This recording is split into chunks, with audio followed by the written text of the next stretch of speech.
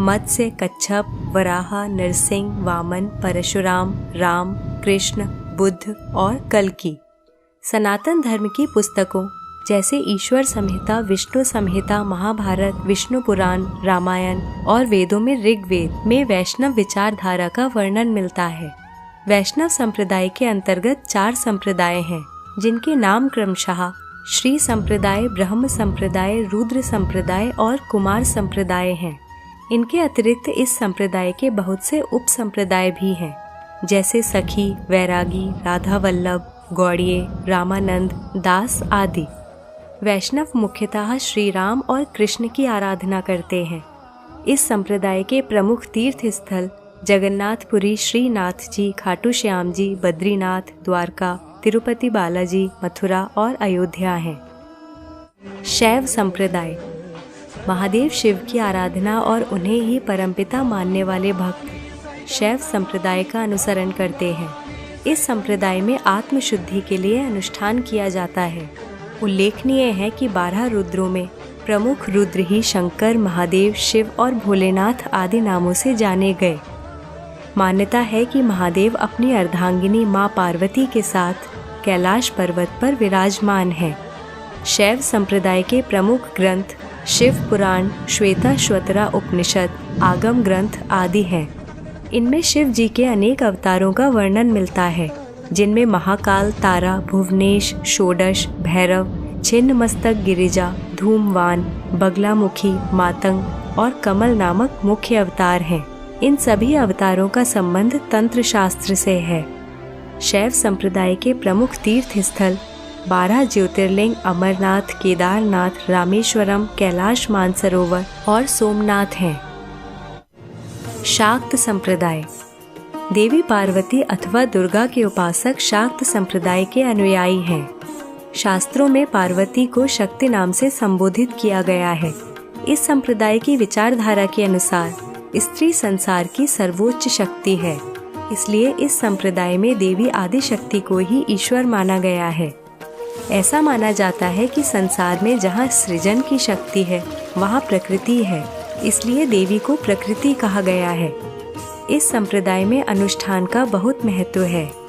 शाक्त संप्रदाय का प्रमुख ग्रंथ श्री दुर्गा भागवत पुराण है, जिसके अंतर्गत दुर्गा सप्तशती भी आता है। दुर्गा सप्तशती का पाठ बहुत महत्वपूर्ण बताया गया है। अधिकांश लोग नवरात्रि में सप्तशती के अध्यायों का पाठ अवश्य करते हैं। शाक्त संप्रदाय के प्रमुख तीर्थ स्थल कोलकाता का काली घाट, गुवाहाटी का कामाख्या मंदिर आदि हैं। स्मार्त संप्रदाय सर्वप्रथम ईश्वर ने वेदों का ज्ञान ऋषि मुनियों को सुनाया था।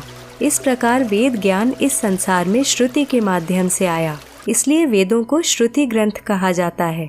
ऐसी मान्यता है कि वेदों के अतिरिक्त सभी ग्रंथ स्मृति ग्रंथ हैं। इन ग्रंथों के ज्ञान को स्मृति के आधार पर प्रचारित किया गया।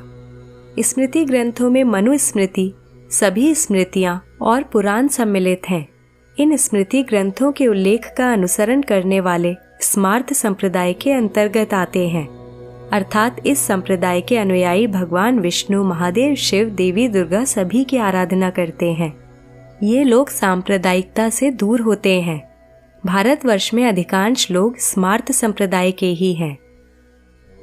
वैदिक संप्रदाय वैसे तो मनुष्य जीवन का आधार वेद ही है और सभी संप्रदायों में वेदों के उल्लेख को माना जाता है, और देखा जाए तो सभी संप्रदाय वैदिक संप्रदाय के अंतर्गत ही आते हैं। परंतु कालांतर में अनेक भ्रांतियों के कारण अध्यात्म में बहुत मिश्रण हो चुका है। वैदिक संप्रदाय का अनुसरण करने वाले पूर्णतया वेदों को ही मानते हैं। इस संप्रदाय में केवल एक ईश्वर की आराधना की जाती है, जिसका कोई आकार नहीं है। कबीर, जिन्होंने अपने दोहों के माध्यम से लोगों के विचारों को जागृत किया, वैदिक संप्रदाय का ही अनुसरण करते थे।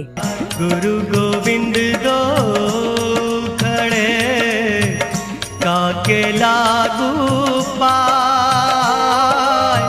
बलिहारी गुरु आपने गोविंद जियो बताए, कबीरा गोविंद जियो बताए।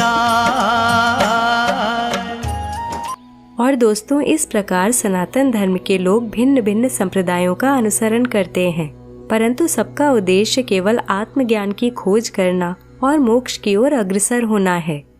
आशा करती हूँ आपको यह कड़ी पसंद आई। हम जल्दी लौटेंगे एक नई जानकारी के साथ। इस वीडियो को देखने के लिए आपका धन्यवाद।